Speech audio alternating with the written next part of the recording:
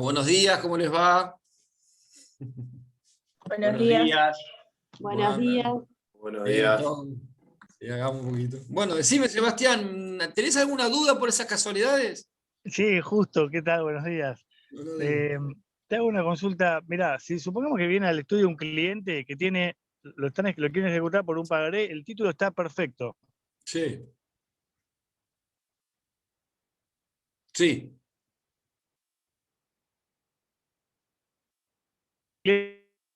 No, se te corta. Hola, hola. Hola, ¿me escuchás ahí? Ahí te escucho. Digo, viene un cliente al estudio. Me quedé con que viene un cliente al estudio y tiene un título que está perfecto. Exacto. Y es deudor el cliente. O sea, Sí. lo que le están reclamando es.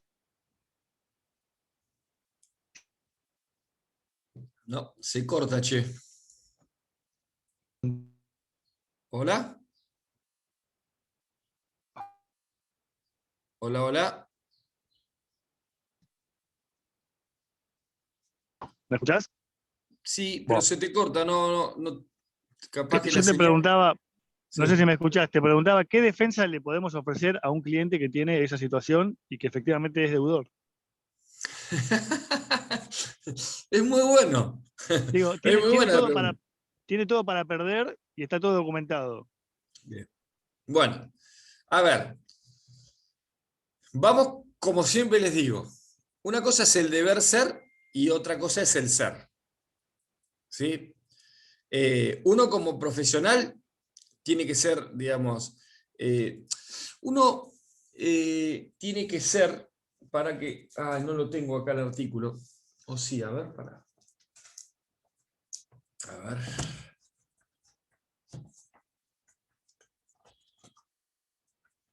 Dame un segundito.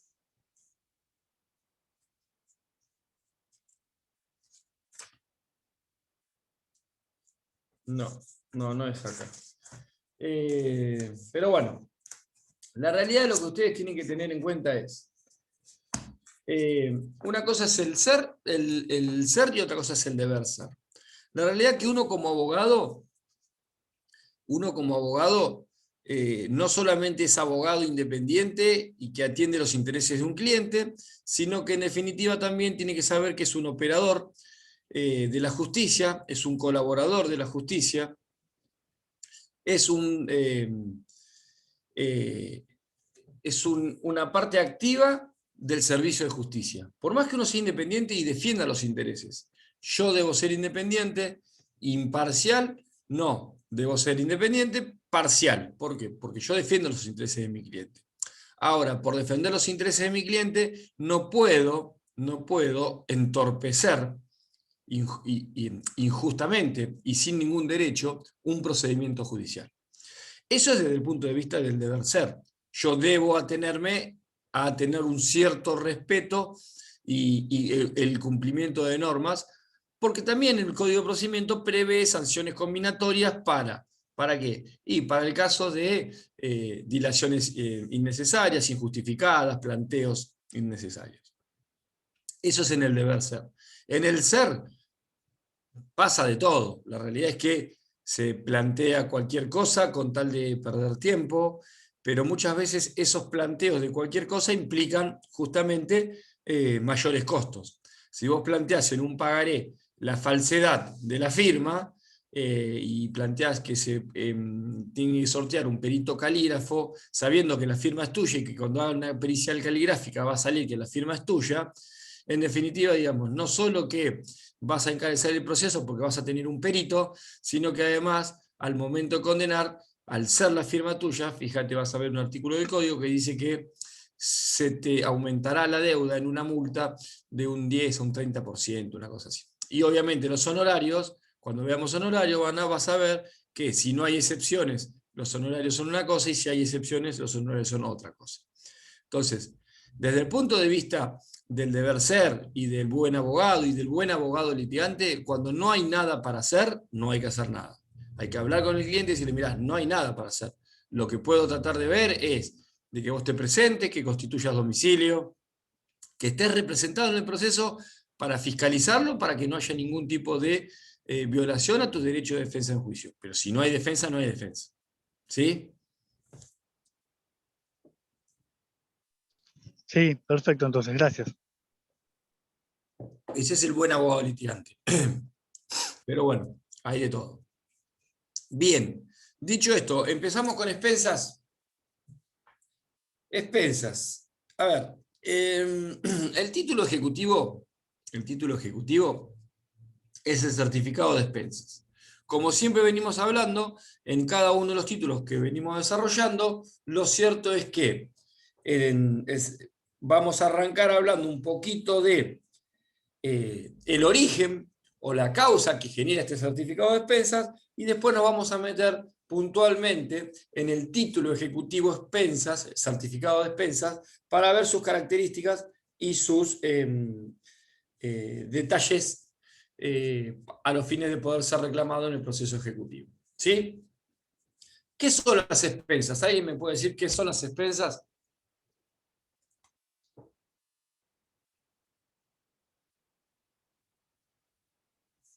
Alguien dígame, ¿qué son las expensas? Son el recurso que necesita un consorcio para poder subsistir, para poder mantener el estado de un edificio en la situación de los edificios de propiedad horizontal.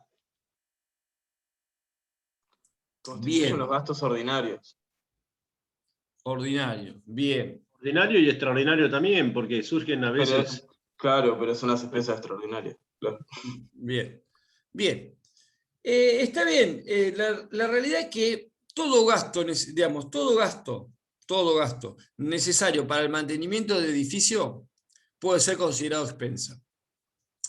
Después analizamos lo ordinario o lo extraordinario, pero en principio son expensas. ¿Sí? La expensa es un gasto. La expensa es un gasto generado por el edificio, por el funcionamiento de la vida consorcial, que se devenga en cada una de las unidades funcionales conforme un reglamento y conforme porcentuales que establecen o están establecidos en este reglamento. ¿Sí? Esa es lo primero que nosotros tenemos que saber. Y acá los compañeros, Francisco y Edgar, me decía ordinarias, Francisco me decía ordinarias, extraordinarias, o extraordinario, había una discusión sobre ordinario y extraordinario. Bien, ¿qué diferencia hay entre ordinario y extraordinario? Las ordinarias son las de todos los días y las extraordinarias cuando surge alguna cuestión en particular, como puede ser la pintura del edificio que genera una cosa que no es de todos los días, de todos los meses. Bien, bien, bien. Y yo te hago una pregunta, les hago una pregunta a todos. Cuando estamos hablando de expensas, ¿qué es lo que caracteriza este concepto que involucra a todos los propietarios? Que haya sido aprobada en la asamblea, la extraordinaria, por ejemplo. No, vamos a suponer que se me cae una mampostería del frente del edificio y tengo que hacer una reparación urgente. ¿Tengo que llamar a una asamblea? No. Y es un gasto que va a ser extraordinario. ¿Cómo? El reglamento es lo que establece qué es ordinario y qué es extraordinario. Bien, pero ¿qué es lo que hace que ambas, en definitiva, no tengan un grado de diferencia? ¿Qué es? ¿Hay algo que hace que no sean diferentes a ninguna de las dos? Que es sobre las, Gastón, no te escuché. digo que es sobre las partes comunes. No te escucho nada, Gastón. Digo que es sobre las partes comunes. ¿Qué cosa de las partes comunes? Las expensas van sobre las partes comunes del edificio, no lo que es de particular de cada unidad. Sí, en realidad, para hacerse las ¿La firma del cortas. administrador? ¿Cómo? ¿La firma del administrador puede ser? No, eso es en el certificado. Ok. A ver, para hacerla corta y un poco agarrándome de lo que decía Gastón. La realidad es que todas las expensas son comunes. Son comunes. Después pueden ser ordinarias o extraordinarias, pero las expensas son comunes. ¿Qué significa que sean comunes? ¿Qué significa que sean comunes? Comunes a todos. Proporcionales. Proporcionales, comunes a todos. ¿Y qué significa entonces? Es decir, que todos deben pagar porque son parte del consorcio. Exactamente, exactamente. Es muy importante que ustedes tengan en cuenta que muchas veces se confunde que las expensas son ordinarias y extraordinarias. Las ordinarias las pagan todos, las extraordinarias las pagan un núcleo de personas. No, las expensas son comunes. Pueden ser ordinarias porque hacen al giro habitual de la vida consorcial, o pueden ser extraordinarias porque son generadas por un gasto extraordinario que se debe realizar, que puede estar o no aprobado por asamblea. Pero es un gasto excepcional que se va a hacer durante una vez o durante un tiempo determinado, pero que deben pagar todos. ¿Sí? Entonces, tengo expensas comunes ordinarias, tengo expensas comunes extraordinarias. Lo importante de esto es que son comunes. A los fines prácticos del certificado de expensas, luego de la modificación, esto no trae ninguna consecuencia. Ahora bien, ustedes no sé si alguna vez vieron alguna liquidación de expensas que pueden tener expensas ordinarias, expensas extraordinarias y pueden tener gastos particulares. ¿Esos gastos particulares qué son? No son expensas, son gastos particulares. Y son particulares porque son generados por la unidad funcional que los generó y por ende se le liquidan únicamente a la unidad funcional que los generó. ¿Está claro? Entonces, el concepto de expensas es el gasto común, el gasto extraordinario, ordinario o extraordinario, que es común a todos. Quiere decir que ese gasto se va a dividir entre todos los comuneros del consorcio que forman parte del edificio. ¿Estamos? Y después tenemos los gastos particulares. ¿Sí? ¿De dónde surge la obligación de pagar expensas? Bueno, ahora surge del Código Civil y Comercial, lo tenemos en el artículo 2046, inciso C, y lo tenemos en el 2048. Y el 2048, que me habla también del certificado, y lo vamos a desarrollar bastante, porque en definitiva es el que nos vino a traer bastante claridad a nosotros respecto de nuestro título ejecutivo, o el título ejecutivo que hoy queremos ver y queremos analizar. La realidad es que viene justamente a aclarar qué conceptos en definitiva forman, o qué, mejor dicho, más que qué conceptos, qué ítems puedo poner dentro del concepto de expensas, o qué ítems puedo incluir dentro de lo que yo eventualmente puedo cobrar por expensas, y liquidar a cada uno de los propietarios. ¿Ahí me siguen viendo ustedes? Sí, se ve. Bien. Tengan en cuenta algo.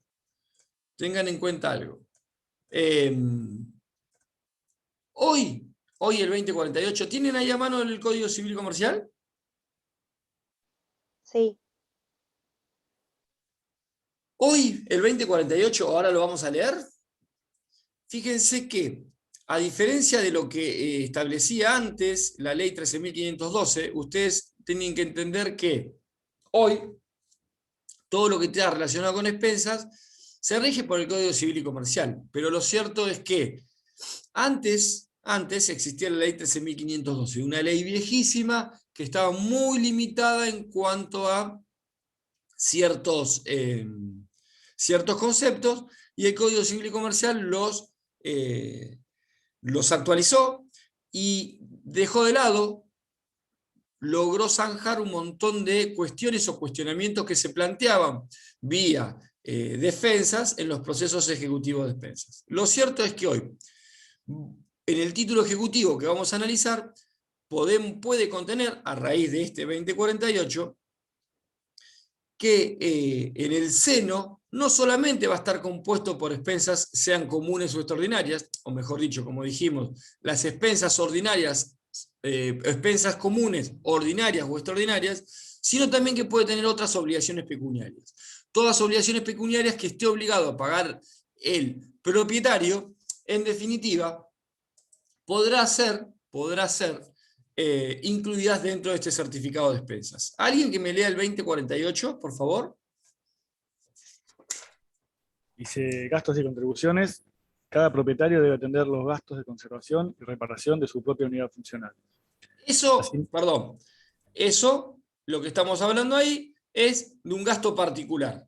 Pero guarda, que si el gasto particular por alguna circunstancia no lo hace o lo tiene que hacer de manera urgente el consorcio, se lo va a cargar como gasto particular dentro de la liquidación de expensas. ¿Sí? Eso no es expensas, es gasto particular. ¿Está bien? Continúa, Sebastián, por favor. Asimismo, debe pagar las expensas comunes ordinarias de administración y reparación o sustitución de las cosas y partes comunes o bienes del consorcio, necesarias para mantener en buen estado las condiciones de seguridad, comodidad y decoro del inmueble y las resultantes de las obligaciones impuestas al administrador por la ley, por el reglamento o por la asamblea.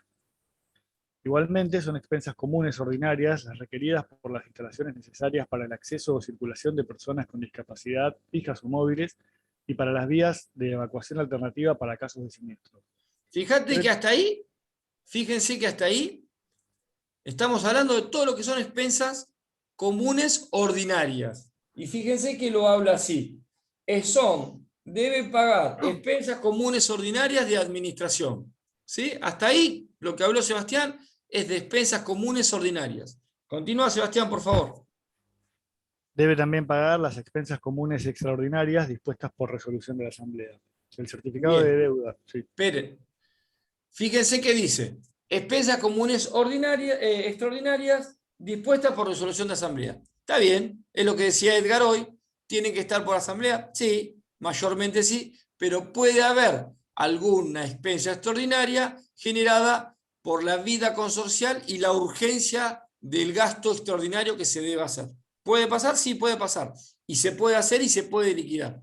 Muchas veces lo que se fija como expensa extraordinaria, por ahí es eso que decía Edgar hoy, reparaciones puntuales y medias costosas, que lo que se hace no se liquida como una expensa extraordinaria de la pintura, sino como una expensa extraordinaria para juntar el fondo para hacer el trabajo. ¿Sí? Continuemos.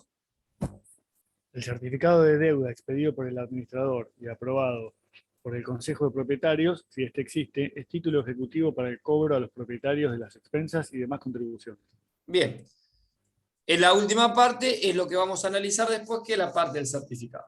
Pero fíjense una cosa, que yo le decía, cualquier suma pecuniaria que deba abonar el propietario puede ser canalizada a través de estas expensas comunes ordinarias.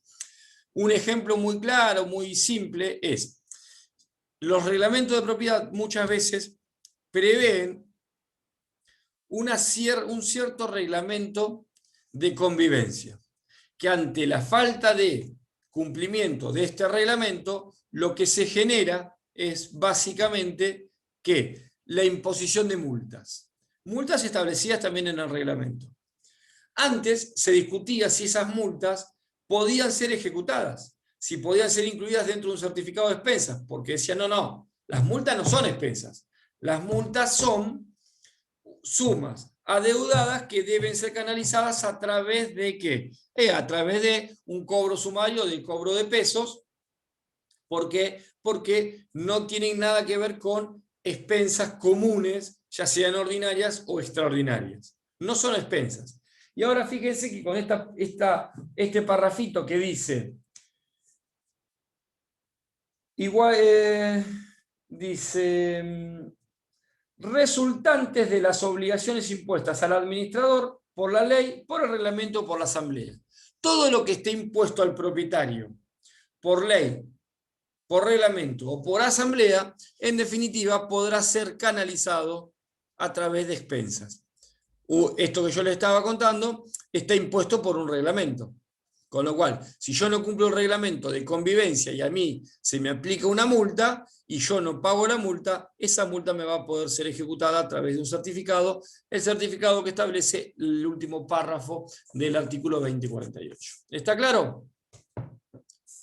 Ahora, eso tiene que ver, les reitero, con todo lo que es la parte de fondo, un poco la cocina de lo que nosotros tenemos que ver hoy, que es el certificado de expensas. Eso en definitiva lo que es la causa de la obligación que me da origen al certificado de expensas, que es mi título ejecutivo.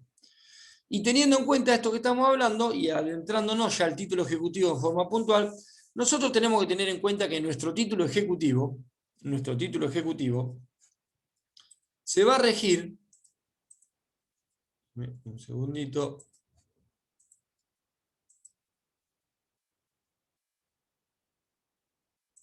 nuestro título ejecutivo se va a regir por varias normativas. ¿Me aguardan un segundito?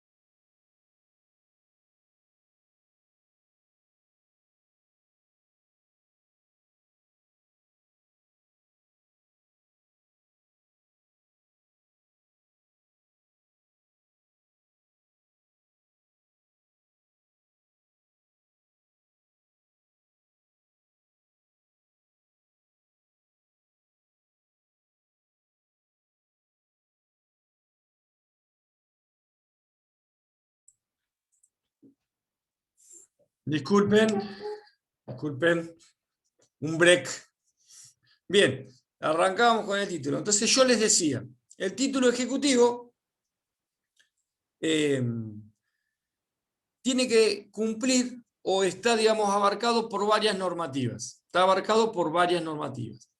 Lo primero que tenemos que tener en cuenta es que el título ejecutivo está bajo la órbita o bajo el análisis de ¿qué? De un reglamento de propiedad.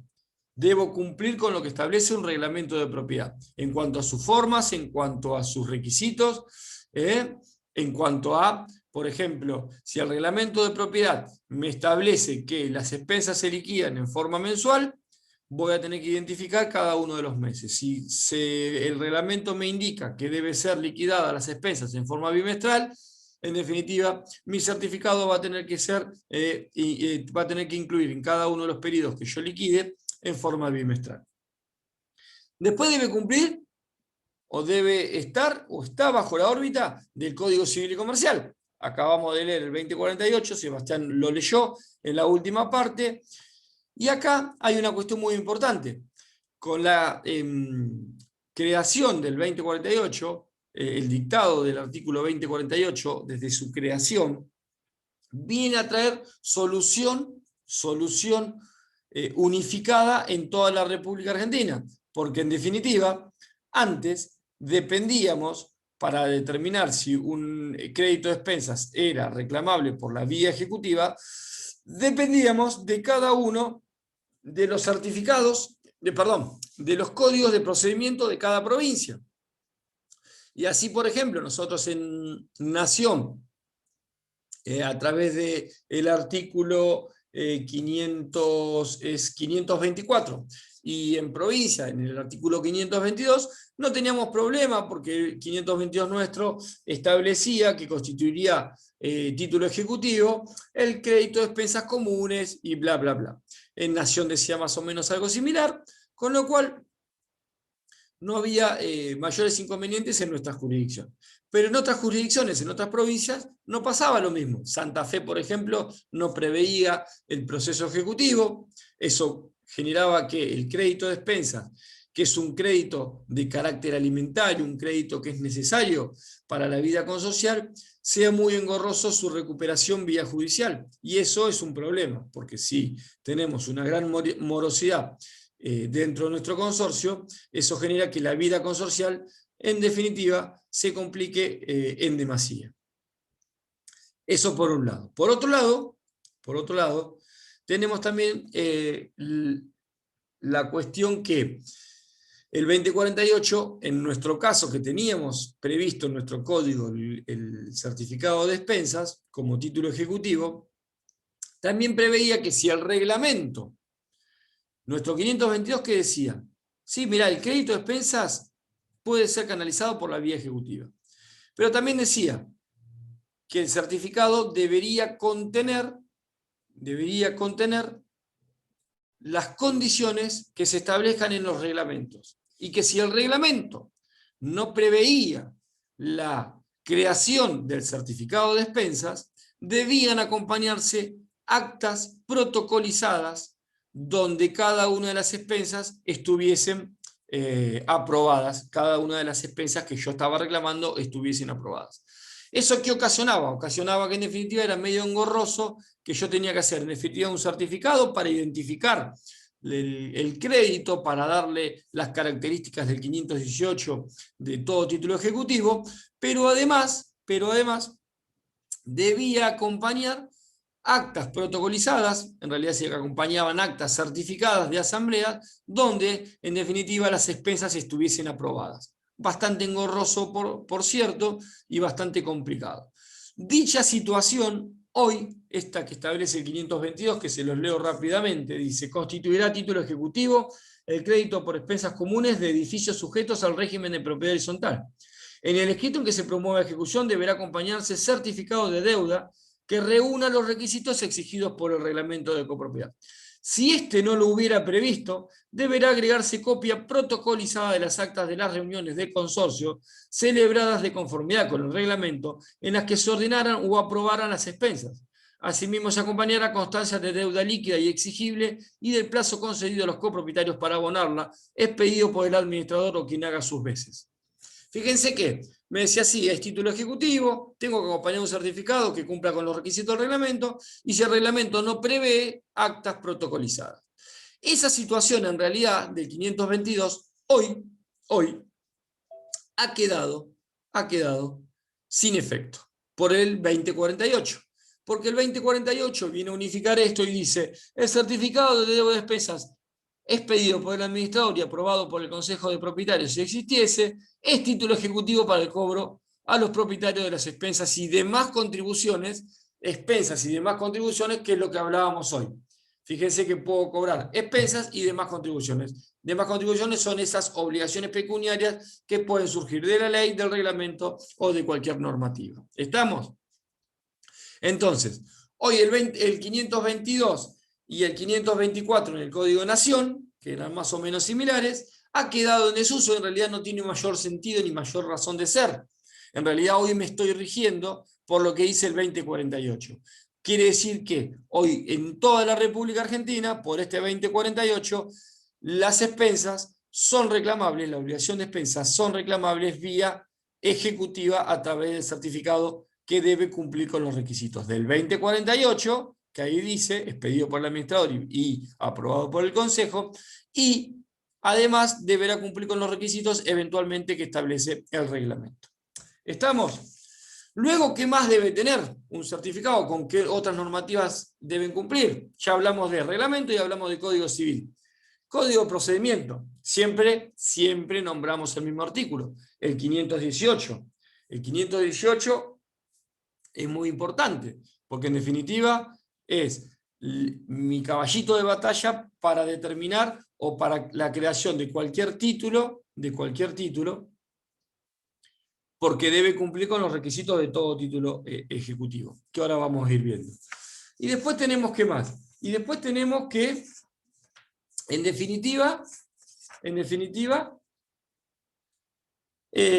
el caso de Mar del Plata, y en algunos otros quizás también, no lo sé realmente, debemos también tener o cumplir con los requisitos que nos establecen fallos plenarios. Fallos plenarios acerca del crédito de expensas. En Mar del Plata tenemos el fallo de consorcio con Sindicato de Empleados de Comercio. A ver si lo tengo por acá, sí. Consorcio Complejo Habitacional 9 de Julio con Sindicato de Empleados de Comercio, que es del año 2012, que establece ciertos requisitos que ahora vamos a ir viendo, y nos vamos a adentrar a los requisitos del certificado. A ver, yendo puntualmente a los requisitos del certificado de expensas. Yendo puntualmente a los requisitos del certificado de expensas. Tengan en cuenta algo. Empezamos con lo que establece el 2048 y dice: el certificado es expedido por el administrador y aprobado por el Consejo si existiese. Es título ejecutivo. Lo primero que tenemos que saber es que el certificado tiene que ser expedido por el administrador. ¿Esto qué nos indica? Que estamos dentro de un título ¿qué? Deme las características de este título. ¿Es formal? Formal, como todos los títulos. ¿Autocreado? Autocreado, muy bien, muy importante. Completo. Completo, bien. ¿Qué más? Completo, que se conoce la causa y la contiene, que se conoce la causa y no la contiene. La contiene la causa, porque va a Contiene decir. la causa. Causado o incausado. ¿Cómo, Lucila?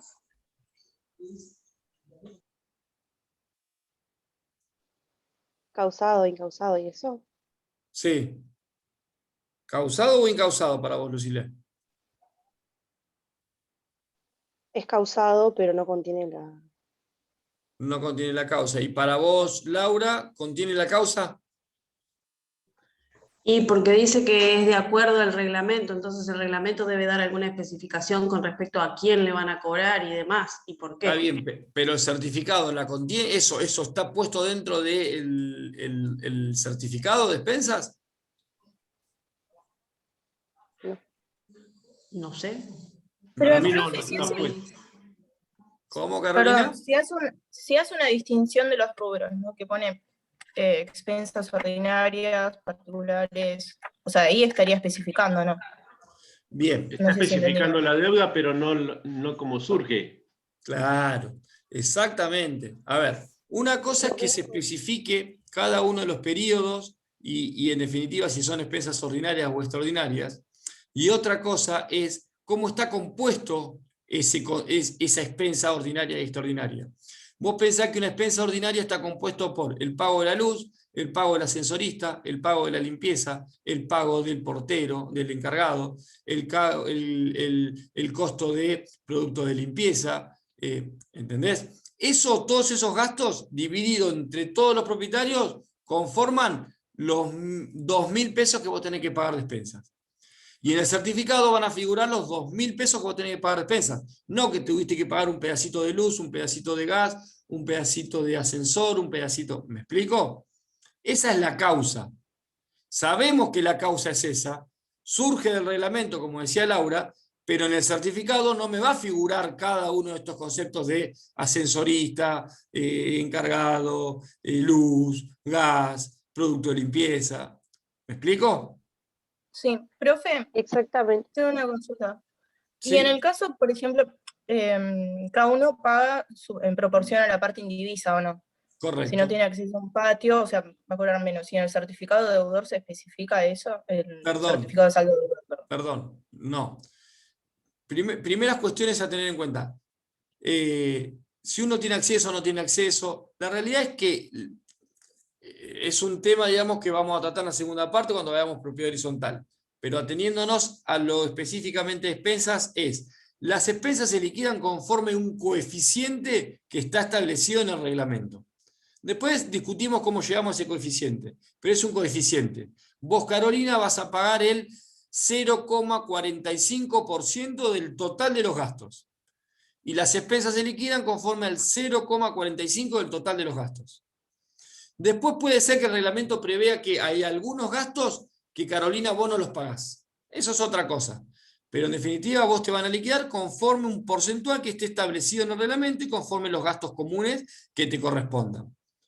Ahora, ¿qué te incluyeron dentro de ese periodo? En el certificado de expensas no figura. ¿Sí? Si te incluyeron, a vos te incluyeron, mira, vos no te incluyen el tema de ascensores porque vos tenés un local y no tenés acceso al edificio, por ejemplo. No, eso no figura, que vos pagas una cosa y no pagas otra. ¿Estamos? No figura para nada. Lo que figura en el certificado, por eso decimos, es causado, porque conocemos la causa, conocemos que son producidas por gastos comunes generados para el mantenimiento y la vida consorcial, sabemos de eso, sabemos que refiere a un reglamento que yo voy a acompañar, pero no tenemos que identificar cada uno de los gastitos por el cual se generó el periodo de expensas que yo estoy reclamando. ¿Se entiende? Yo más o menos, porque no logro entender por qué. Describir todos los gastos no hace la cuestión, porque las expensas son todo eso. Entonces, es causado y no contiene la causa. A ver. Decime, Laura, un ejemplo de causado que contiene la causa. Qué feo. Causado que contiene la causa. Puede ser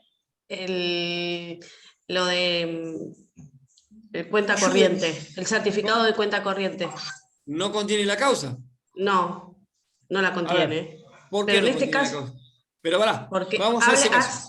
Hace referencia al contrato, ¿sí? Bien, y en lo que él puede haber utilizado dentro de ese contrato. Yo te hago una pregunta. En el certificado de cuenta corriente te dicen que vos debés 100.000 pesos.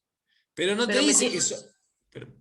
Pero no te dice que son de débitos de un cheque impago, que son de débito e impago de esto. No te dice cada uno de los conceptos del débito y crédito que tiene una cuenta corriente. Te dicen que vos debés 100.000 pesos.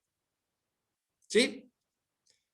Pero vos sabés que en definitiva es causado y que la causa es generada por créditos y débitos provocados y generados a través de una contratación del contrato de cuenta corriente. ¿Sí? Esa es la causa. Sí. Pero no la contiene. No, es lo mismo. Vamos a las expensas. Las expensas que yo tengo un contrato que es el reglamento, que me dice cómo debo pagar y cuánto debo pagar.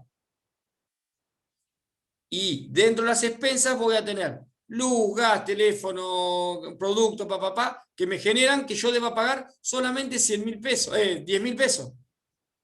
Y en el certificado van a aparecer esos 10.000 pesos, no qué tienen esos 10.000 pesos. ¿Me explico? Ok, ahí entendí. ¿Ahí entendimos? Sí, ¿Está claro? ¿O alguna otra duda? ¿Estamos? Entonces, es un título, decíamos, es un título que debe cumplir con lo que establece el reglamento. Es un título autocreado, formal, completo, que conozco la causa, que es causado, que conozco la causa, pero no la contiene. ¿Sí? Esa es la primera cuestión que debo tener. Debo cumplir con lo que dice el reglamento, debo cumplir con lo que dice el 2048. El 2048, en definitiva, ¿qué es lo que me está diciendo? Me dice, ¿quién lo tiene que autocrear? ¿Quién lo autocrea? El administrador. El administrador. Y por ende, ¿qué tiene que tener? La aprobación del consejo si existiera. La firma del administrador tiene que tener. Primera cuestión a tener en cuenta. Tiene que tener la firma del administrador. Entonces, el reglamento va a decir, el certificado va a decir que tiene que estar autocreado por el administrador y tiene que estar firmado por el administrador. Ahora bien, vamos a lo que dice el Consejo, el 2048. Dice, deberá estar autorizado o aprobado por el Consejo si existiese. Si ustedes ven el 2044 del Código Civil y Comercial, ustedes van a ver cuáles son los órganos del consorcio. Los órganos del consorcio son administrador, asamblea administrador y consejo de propietarios. Eso en definitiva es lo que establece el Código Civil y Comercial. Los reglamentos puede que prevean la existencia de este consejo de propietarios, puede que no prevean la existencia del consejo de propietarios. Y aquellos que no lo prevean pueden conformarlo por asamblea, y aquellos que lo prevean, esté previsto, puede que no lo conformen. Hago una limpieza de lo que acabo de decir. La realidad es, tiene que estar aprobado por el Consejo si existiese, me dice el 2048. Genial, hasta ahí estamos espectacularmente claros. Ahora bien, ¿por qué debería existir y por qué no debería existir? O dónde debería existir y dónde no debería existir. Primero, el reglamento lo puede prever. Lo prevé el reglamento, si en el reglamento está el organismo, este órgano, Consejo de Propietarios, corresponde que en las asambleas ordinarias que hagamos, en donde designamos el administrador, pongamos a consideración la designación de un consejo de propietarios. Un consejo de propietarios que uno siempre aconseja que sea conformado por números impares, para que si hay alguna cuestión a debatir, siempre tenga una resolución. Ahora, si está en el reglamento, lo pongo en una asamblea, y en la asamblea, por distintas cuestiones, no se quiere conformar, o nadie quiere conformarlo, no, mirá, yo no quiero, no, a mí no me interesa, puede ser que esté previsto en el reglamento, pero que en definitiva no se conforme. Ahora, desde el punto de vista del 2048, el si existiese debe asimilarse a si existiese o si está conformado. No solamente si existiese, porque puede existir en el reglamento, pero puede ser que no esté conformado. ¿Está claro? Y es lo mismo. Si existe, pero no está conformado, es lo mismo que si no existe. Con lo cual, en esa situación, no es necesaria la aprobación del Consejo a un certificado que realice un administrador. ¿Estamos? Ahora la inversa. Vamos a suponer que no existe en el reglamento, pero en una asamblea se decida conformarlo. Entonces, a la inversa de lo que les decía ahí, por más que no exista en el reglamento, al estar conformado, debe cumplir con lo que establece el 2048 y debe aprobar los certificados que emita el administrador. ¿Para qué se crea esta norma en realidad? Como es un título autocreado, lo que se pretende es un mayor control por parte de la ley con la autocreación que haga el administrador a los fines de evitar cualquier abuso en la conformación del certificado. ¿Estamos? ¿Cómo se aprueba un certificado? ¿Cómo existe? Hay dos maneras de aprobarlo. Puede haber una aprobación genérica en la misma asamblea, en la cual el Consejo aprueba en la misma asamblea y en ese momento autorizar al administrador a la confección única y personal de cada uno de los certificados. Con eso ya se libera. Puede pasar eso, ha sido, digamos, en definitiva, aceptado por nuestra jurisprudencia departamental. Si quieren, yo ahora les paso los fallos, y de todas maneras en la clase virtual, en la clase que está en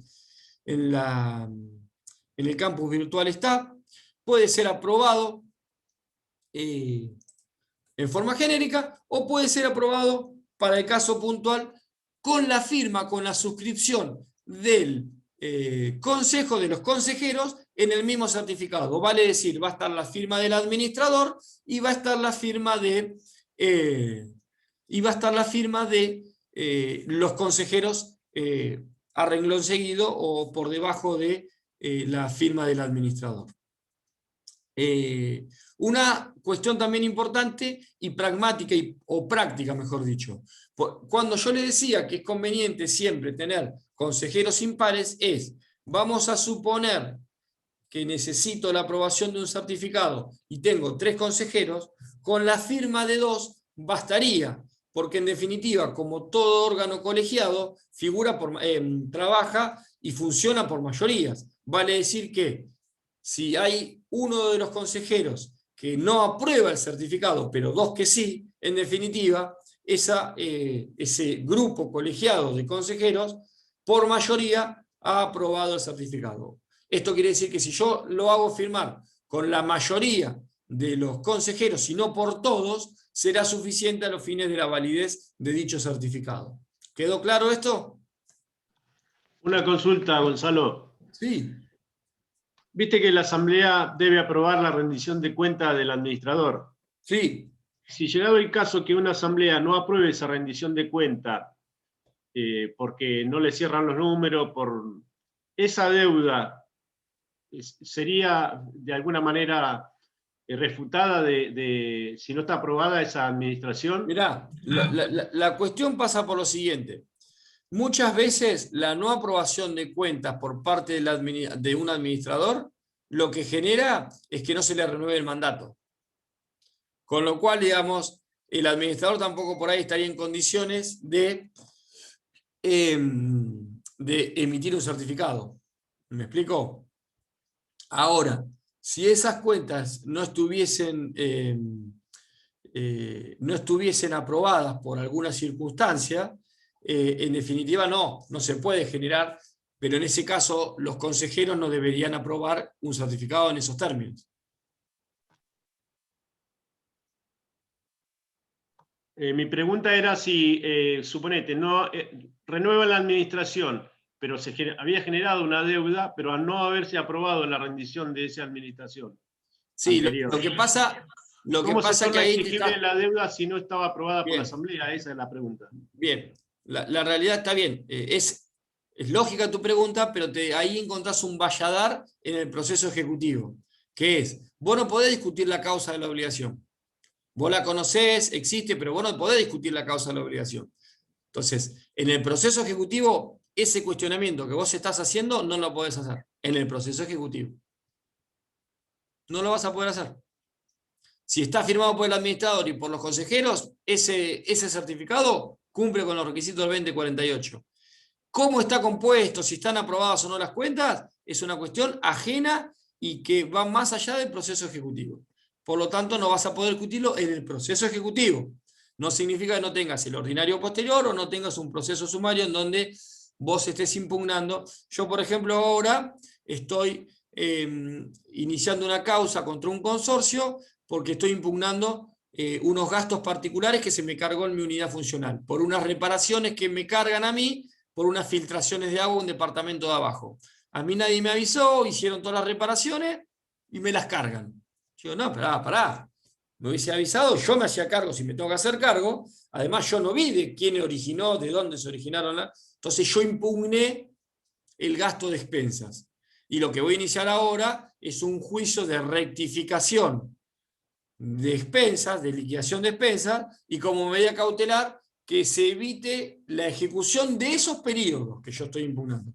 Los otros, si mi clienta no los paga, tendrá que responder, y si los paga no se los podrán reclamar. ¿Sí? Pero es la manera, en el proceso ejecutivo, vamos a suponer que el consorcio me reclame en el proceso ejecutivo este choclo que me reclamó, y yo ahí no voy a poder discutir que eran de reparaciones, que yo no hice, y que a mí no me corresponden. Toda esa cuestión yo no la puedo determinar en un proceso ejecutivo, porque me estoy adentrando en la causa de la obligación, me estoy ordinarizando un proceso. ¿Estamos? Bien, continuamos. Entonces yo le decía, requisitos del reglamento, requisitos del 2048. Y el 2048, fíjense que es muy simple. Me dice, a ver, el certificado expedido por el administrador, aprobado por el Consejo si existiere, es título ejecutivo. Ahora, un título ejecutivo así, por el 518 del Código de Procedimiento, ¿qué le estaría faltando? ¿Qué le estaría faltando como algo fundamental?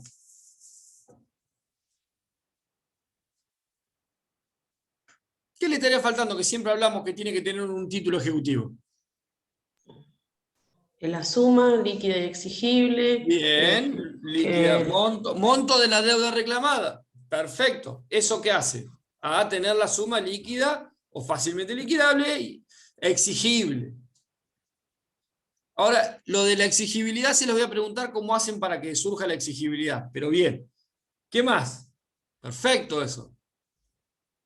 ¿Qué más por el 518? El tema del plazo, es decir, que se haya cumplido. Eso tiene que ver con la exigibilidad. Pero no lo tiene que haber intimado, no habla... No. Está bien, a ver. No es un requisito. Yo estoy hablando qué necesito en el certificado. El certificado, ¿qué debe contener? Dijimos, va a estar suscrito por el administrador, va a estar creado por el administrador y va a estar firmado por el consejo si existiese.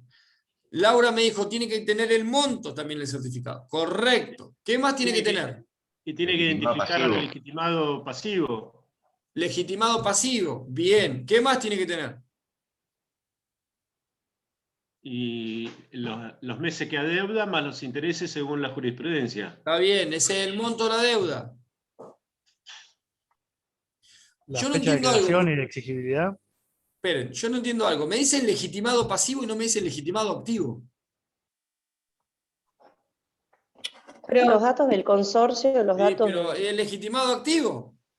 Arrancan por el pasivo. Primero ver a quién le tengo que pagar, después quién debe pagar. Legitimado Por activo, eso, los datos de legitimado ambas pasivo. partes. ¿Cómo? Los datos de quién va a abonar, Legitimado quién activo, debe y legitimado quién... pasivo. A ver, hablemos en términos procesales. Legitimado activo, Ok, legitimado pasivo. ¿Sí? Legitimado activo, legitimado pasivo. Ahora vamos a ver quiénes son cada uno. El certificado debe tener legitimado activo y legitimado pasivo. Debe tener el monto de la deuda. Debe identificarse la unidad funcional que genera esa deuda. Puede ser la unidad funcional dominialmente, unidad funcional 35, o la unidad funcional designada administrativamente como cuarto B, quinto A. ¿Sí? Y respecto de la exigibilidad, lo que yo tengo que poner es cuándo vencen las expensas. ¿Y eso de dónde surge? ¿De dónde surge? ¿Del reglamento? Del reglamento. El reglamento. El reglamento me surge cuando vencen. Ustedes fíjense que siempre vencen o del 1 al 10 o del 5 al 10 del mes siguiente al que se liquidan. ¿Sí? Esa es la exigibilidad. Eso es, ¿qué dijimos? Reglamento, Código Civil y Comercial, Código de Procedimiento 518. ¿Estamos? Y ahora vamos, en el caso de Mar del Plata, a lo que establece nuestra jurisprudencia plenaria, que se la acabo de decir.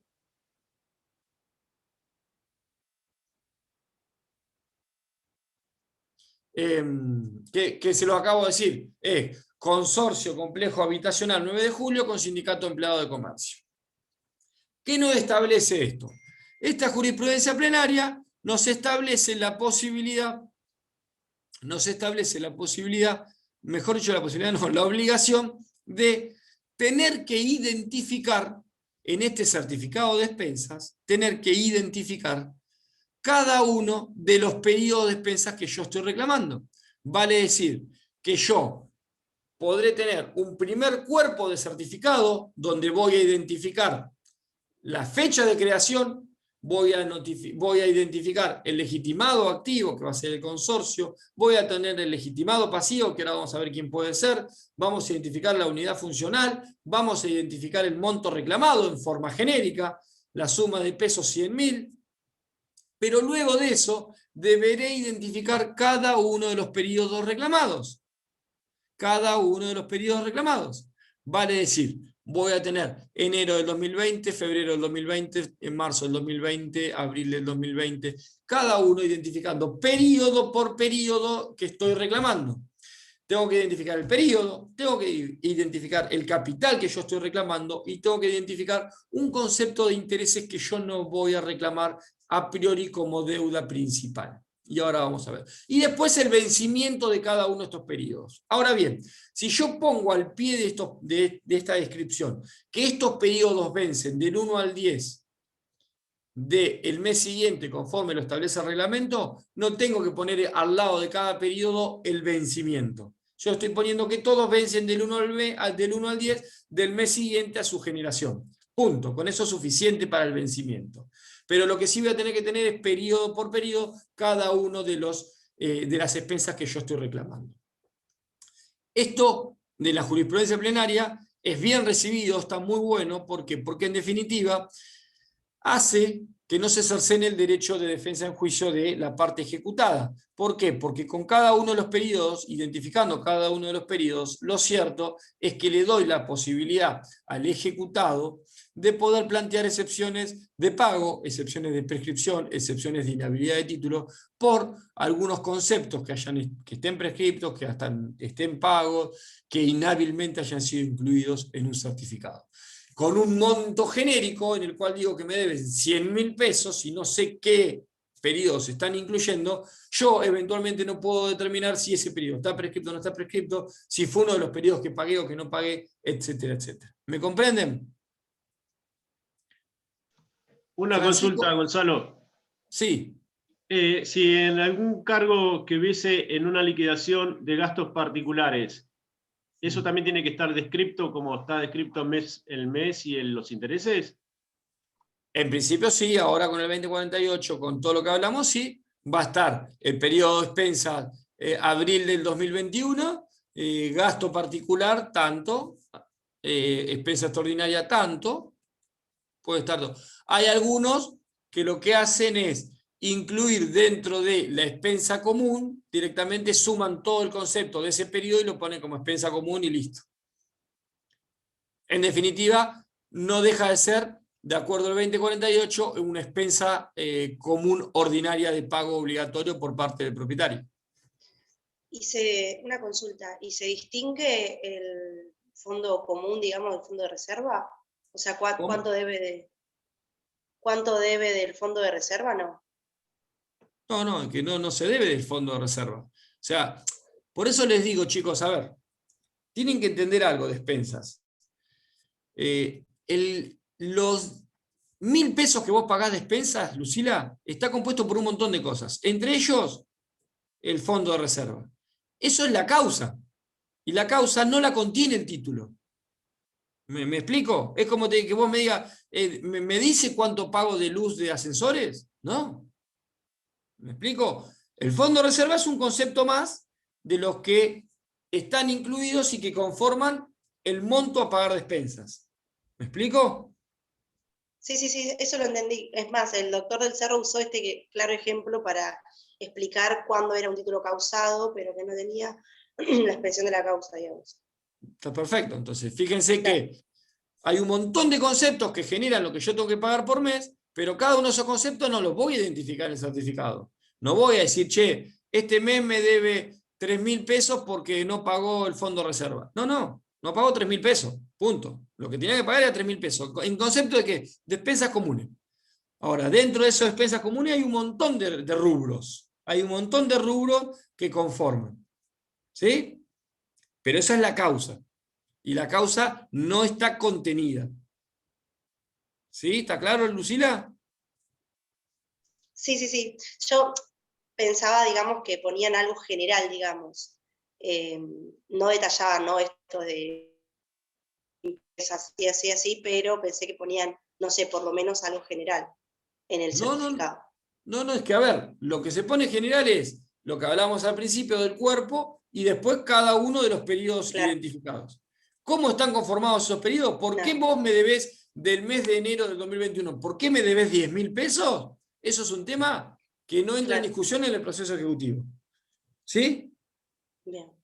Les voy a adjuntar, a ver si puedo acá, les voy a adjuntar un certificado. Se me tildó la máquina. No se me tildó, a ver. Acá. Espérenme.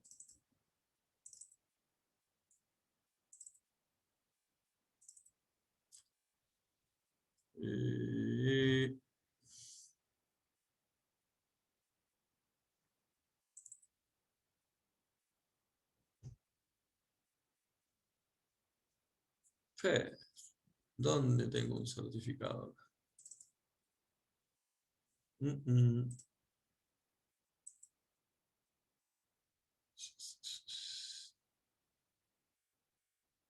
Expensas comunes.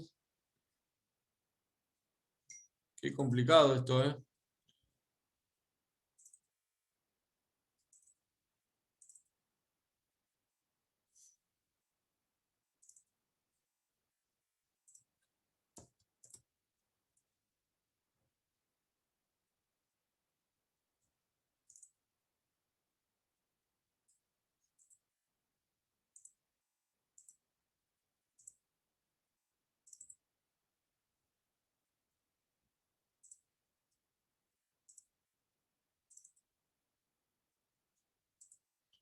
No. No, saben que no lo tengo acá, lo tengo en mi estudio. Después se los voy a pasar. ¿Me aguardan otro segundito? Le hago otro break. Discúlpenme, pero justo hoy tengo una complicación. Ya estoy, es 2 minutos.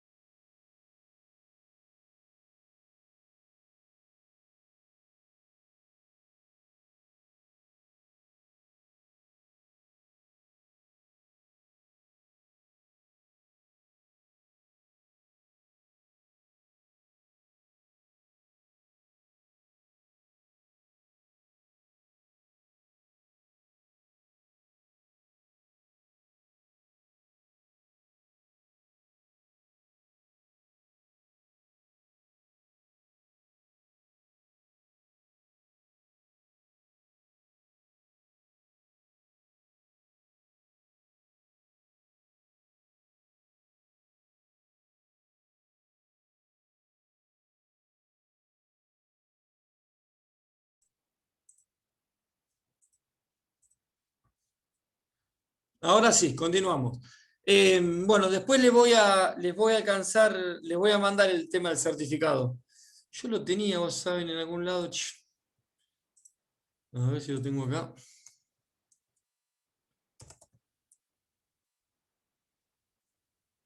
Certificado.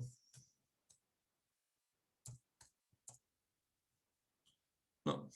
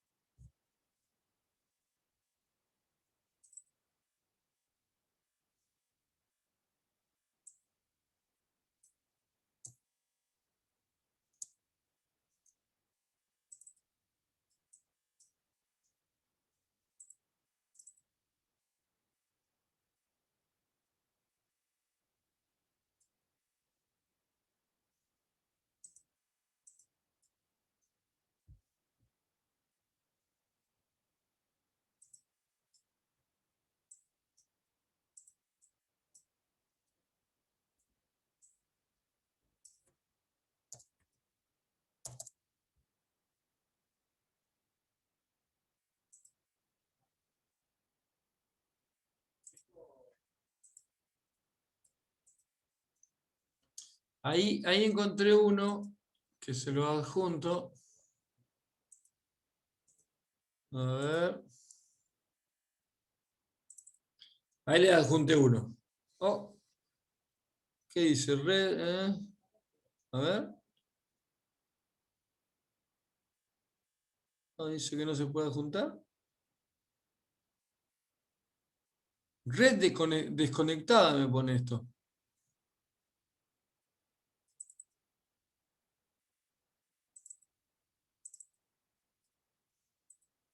¿No le llega, no? No, no llega. No. No sé. Me pone red desconectada. No tengo ni idea Me por indica qué. que es inestable la conexión. Ah, puede ser que tenga problema de conexión yo. Bueno, vamos a ver si por ahí se comentan algo, se arreglan un cachito y llega. Bueno, no importa. Pero en definitiva los requisitos los tenemos ahí. Vamos medio rápido porque si no no voy a llegar y quiero llegar a todo.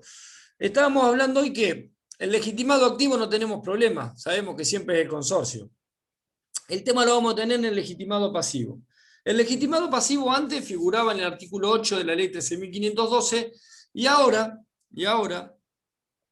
se establece en el artículo 2050 del Código Civil y Comercial. Ustedes fíjense que hablamos que la obligación de pagar expensas por parte del propietario figuraba en el 2046. Pero el 2050 nos dice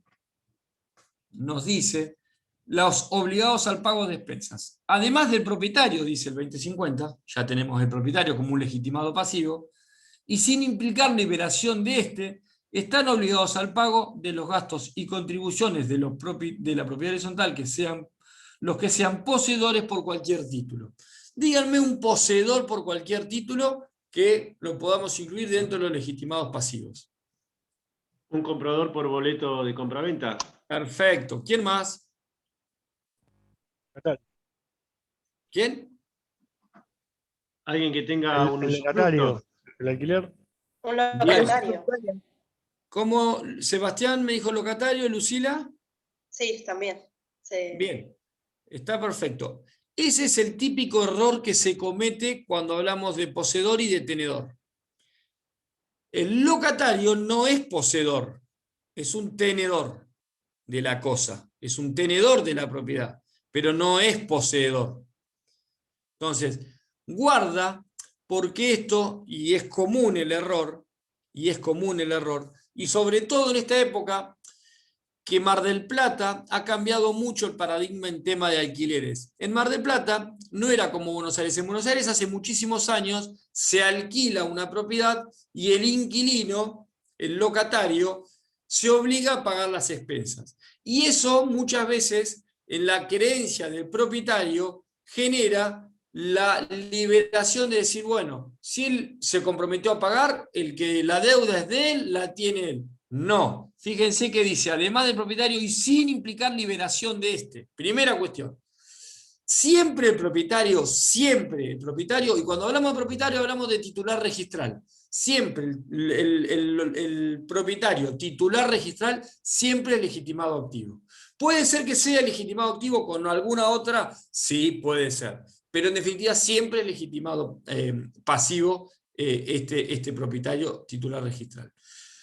Y en los contratos de locación, la obligación que asume el locatario de pagar las expensas es una obligación que no es oponible al consorcio. Vale decir que no puede venir el propietario en el proceso ejecutivo a decir, señor, yo tengo este contrato de locación y el que debía pagar las expensas es mi locatario. Vaya y reclámele a él. No, señor, ese es un problema suyo. Vaya, reclámele usted lo que quiera reclamar. Cuando veamos alquileres vamos a ver que puede reclamar el tema de las expensas impagas, pero en definitiva, el obligado al pago para con el consorcio es el propietario, nunca el locatario, nunca el inquilino. ¿Sí? Porque además el inquilino nunca va a ser legitimado pasivo, justamente porque no es ni siquiera poseedor en los términos del 2050 del Código Civil y Comercial. ¿Estamos? ¿Está claro?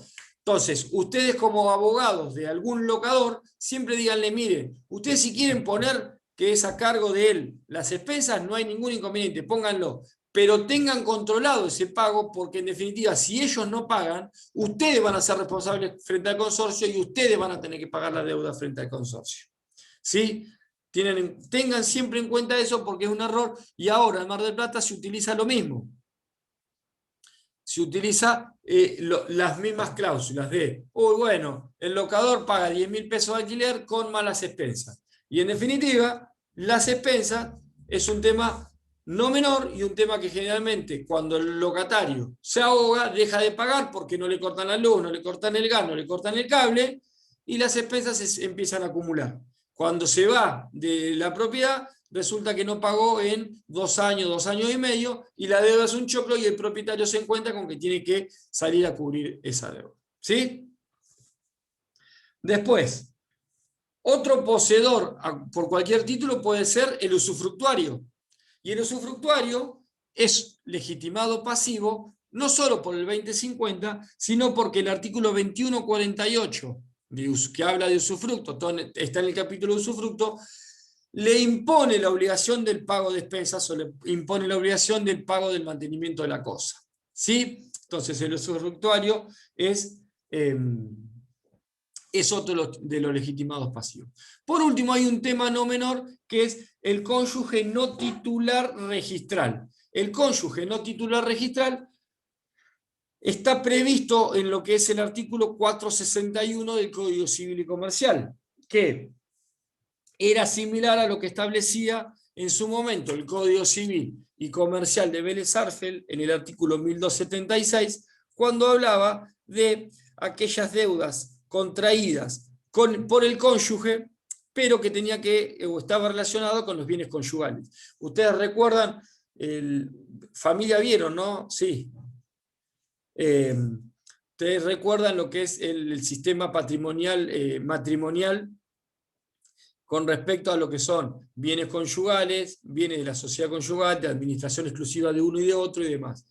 Si yo tengo un bien que está registrado a nombre de Edgar, y Edgar está casado con Mercedes, resulta que... No, Claudia, si no mi mujer me mata. Bueno, con Claudia, si yo saco un informe de dominio, el titular registral, el propietario, va a ser Edgar. Más allá de que es un bien ganancial, el titular registral es Edgar. Es un bien ganancial de administración exclusiva. Mi reclamo al legitimado pasivo va a ser Edgar. Ahora, ¿yo puedo reclamarle a Claudia? Sí, le puedo reclamar, porque por más que no sea titular registral, por el 461 y el 467 del Código Civil y Comercial, la realidad es que responde por los gastos de conservación y reparación de los bienes de la sociedad conyugal. Y las expensas comunes son un gasto de conservación de la cosa. ¿Estamos? Entonces tenemos legitimado activo de consorcio, legitimado pasivo, ya vimos los propietarios. Un tema con respecto, cortito y breve, con respecto a lo que decía Edgar de uno de los legitimados pasivos, que es el comprador por boleto. Si yo tengo un comprador por boleto, quiere decir que voy a tener un titular registral por un lado y un comprador por boleto por el otro. Quiere decir que este comprador por boleto no tiene escritura. ¿Yo le puedo reclamar únicamente al comprador por boleto? Sí, el 2050 me lo dice claramente. Pero ¿voy a poder embargar la unidad funcional generadora de la deuda de expensas? ¿Voy a poder? No. ¿Por qué? Porque como la unidad funcional está a nombre de, en vez de Edgar, comprador por boleto, a nombre de Lucila, lo cierto, y Lucila no es parte en el proceso, porque yo le reclamé a Edgar que era comprador por boleto, lo cierto es que yo no voy a poder trabar embargo sobre la unidad funcional. ¿Qué medida cautelar voy a tener? Voy a poder trabar embargo sobre los derechos y acciones del boleto de compra-venta que tiene Edgar. Vale decir, con esto a qué quiero apuntar y a qué quiero llegar. Quiero llegar es que, independientemente de que ustedes conozcan el comprador por boleto de compraventa, por más que tengan una copia original, copia certificada de ese boleto de compraventa, siempre es conveniente, además de reclamarle al comprador por boleto, reclamarle al titular registral. Ustedes cada vez que reclamen al titular registral, nunca van a estar reclamando mal. Por más que venga el titular registral o por más que usted diga, mire, reclamo a Lucero Lucila como titular registral y a Edgar Ramos como comprador por boleto, en definitiva, yo voy a estar reclamando bien. Lucila no puede venir a oponerme ese boleto diciéndole, no, pero usted sabe que Edgar me compró. Sí, pero no escrituró. Y lamentablemente esa falta de escrituración hace que si yo a usted no le reclamo, no pueda embargar la unidad funcional y tenga que embargar derechos de acciones de un boleto que quizás no tenga ni siquiera copia. A la hora de subastar una unidad funcional, un inmueble propiamente dicho, o los derechos de acciones de un boleto que son similares a un inmueble, siempre la cuestión va a estar en que tiene más valor un inmueble que una cesión de derechos. ¿Sí? No es un dato menor, pero siempre tengan en cuenta que ante cualquier circunstancia, siempre la persona reclamable es el titular registral, además de cualquier otro que ustedes puedan conocer en los términos del 2050. ¿Está claro? A modo de consejo para un buen abogado litigante. Vamos a lo último, vamos a los últimos conceptos. Che, ¿llegó eso o no llegó? No. Puede ser, che.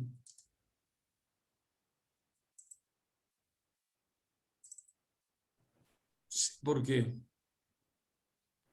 Doctor, si no, enviarlo por mail a alguno de nosotros y lo repartimos. O lo ponemos en el chat también. A ver si lo puedo mandar así, esperen, Ahí le mandé, miren, no, queda todo prolijo. No, yo lo iba a mandar así, pero queda todo prolijo.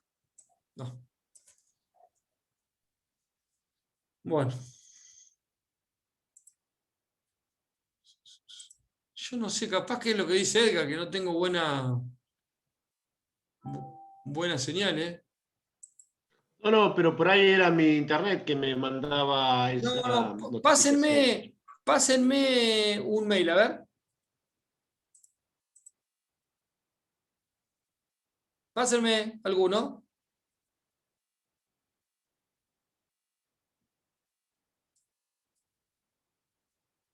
¿Algún mail? ¿Lo están pasando por chat?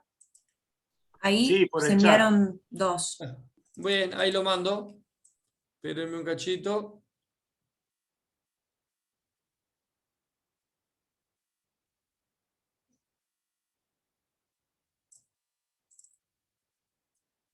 A ver.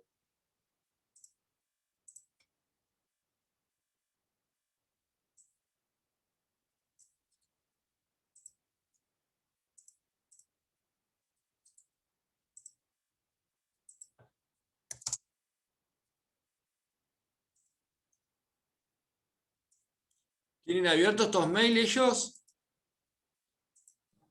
Yo sí lo tengo abierto. Bien, así me decís si te llega ahí. El de Cleopatra Torres. Bien, ahí mandé a esos 2 mails. Fíjense y díganme si les llegó. Bien. 2 o 3 cosas. Prescripción. La prescripción antes era de 5 años, ahora por el artículo 2562, inciso C, es 2 años. Y no es un dato menor, tengan en cuenta que los 2 años, como hablábamos ayer, tenemos el plazo que es 2 años. ¿Desde cuándo son esos 2 años? ¿Desde cuándo debo computar esos 2 años? Del vencimiento de cada periodo. Desde el vencimiento de cada periodo. Vale decir que si yo tengo un periodo que... ¿Sí, Cleopatra, todo bien? Sí, ahí envié el certificado de expensas al chat. Bien, genial. Grande, Cleopatra. 10. Vale decir que un certificado que yo tengo muchos periodos, puede haber algún periodo que esté prescripto, pero los otros son plenamente válidos. ¿Estamos? Cada periodo es independiente uno del otro y tiene vencimientos independientes. El vencimiento figura en el reglamento. Si decimos que enero vence del 1 al 10 de febrero del 2020, del mismo año, vale decir que a partir del 10 de febrero del 2020 empiezan a correr los años prescriptivos. Ese periodo va a prescribir el 10 de febrero del 2022. ¿Está claro? Y otra cosa que ustedes tienen que tener en cuenta, ya vamos a ver ampliación de demanda, ampliación de ejecución, pero ustedes tengan en cuenta algo. El hecho de iniciar la demanda interrumpe la prescripción de los periodos que yo estoy reclamando. Lo que no interrumpe es de los periodos que yo no reclamo o los periodos posteriores que se van devengando por deudas que no siguen pagando. Vale decir esto que no se queden dormidos y tienen que constantemente estar ampliando y actualizando el monto de ejecución con los mecanismos que ya vamos a ver. Pero ustedes siempre tengan en cuenta, no, porque yo ya inicié, ya interrumpí la prescripción para siempre, de toda la deuda. No. Cada periodo es independiente uno de otro. Respecto a los intereses son los que establece el reglamento de propiedad. Hay reglamentos que establecen una tasa de interés fija, hay otros que establecen tasas de intereses bancarias, y hay reglamentos que no establecen tasa de interés. En esos casos se van a establecer tasas de intereses legales al momento del proceso. Todas las tasas que estén establecidas en los reglamentos pueden ser eventualmente morigeradas por el juez al momento de sentenciar por una excesiva onerosidad que él considere. Puede ser que pase, puede ser que no. Otra cuestión a tener en cuenta, la tasa de interés puede ser eventualmente modificada vía asamblea. Entonces yo voy a tener que una tasa de interés del 1% en el reglamento y resulta que por asamblea modifico esa tasa de interés y la establezco en un 5% mensual. ¿Qué pasa? Al momento yo de tener que reclamar, voy a tener que exponer que por asamblea se modificó esa tasa de interés y solicito que se aplique esa tasa de interés. Por último, para terminar y para que ustedes tengan en cuenta, el certificado de expensas tiene que cumplir, dijimos, con lo que establece el reglamento, con lo que establece el Código Civil, con el 518 y en nuestro caso con la jurisprudencia departamental. Para establecer y para poder demostrarle al juez que nuestro certificado cumple con el reglamento, voy a tener que acompañar al reglamento. Voy a tener que acompañar copia certificada del reglamento. Quiere decir que la documentación integrante de este proceso ejecutivo va a ser el reglamento para demostrar que el certificado cumple con lo que establece el reglamento. Además dijimos que tiene que tener legitimado activo, que surge el reglamento, el nombre del consorcio surge el reglamento, legitimado pasivo, y voy a decir que es el propietario, con lo cual ¿qué tengo que adjuntar? Un informe de dominio, para demostrar quién es el propietario al cual yo le estoy reclamando y que figura en el certificado. Además dijimos que el certificado tiene que estar suscrito por el administrador. Entonces tengo que demostrar que quien suscribe es el administrador. ¿Y de dónde surge eso? Del acta de asamblea que lo designan. Voy a tener que acompañar copia certificada del acta de asamblea que designa el administrador, y eventualmente en esa acta va a estar también designado el consejo, si existe, o va a estar expuesto que el consejo no se conformó porque no se quiso conformar. Entonces no voy a necesitar firmarlo por ningún consejero. Y si se conformó, va a figurar los nombres de los consejeros que tienen que coincidir con los nombres que me firman el certificado aprobado por el consejo. ¿Me entienden? Esa es la documentación. Y eventualmente una carta documento de intimación para eventualmente demostrar mi actividad extrajudicial, y además porque los reglamentos generalmente prevén la intimación extrajudicial previa al inicio de acciones. No para la constitución en mora, porque la mora en realidad establece los reglamentos que la mora es automática y por el solo vencimiento de los periodos. ¿Sí? ¿Alguna duda les quedó? ¿Algo que quieran que reveamos del tema este? En el caso de los intereses, lo que Sí. explicaba anteriormente, también acompañaríamos ese acta, ¿no? De la asamblea. Exactamente. Si el acta de asamblea que ustedes acompañan para el administrador, que va a ser la última que tiene que estar asignado, no figura los intereses porque figura en un acta anterior, correcto, Cleopatra, muy bien apuntado, tienen que acompañar el acta certificada donde se fijaron y se modificaron los intereses que están establecidos en el reglamento. ¿Sí? ¿Alguna otra duda? ¿O cortamos acá? Yo tengo una consulta sobre un fallo que dio ayer, lo busqué y no lo encontré ni en el archivo que está subido ni en internet. ¿Cuál? El de Blanc contra Marqués, no sé si anoté mal los nombres. Es cuando hablábamos del tema de de reencauzar. Sí, ya te paso el número. Sí, tiene que estar. El expediente es 152.631. Blanc con B larga, Andrés con Márquez Luis. Sentencia del 12/8/2014. Es obviamente Cámara de Apelación de Mar del Plata en pleno. Gracias. ¿Alguna otra duda? Nos vemos el martes que viene. Muchas gracias, disculpen y gracias por la paciencia hoy que tuve que cortar 2 veces. Chao, gracias. Gracias. Hasta luego. Martes. Gracias, hasta luego.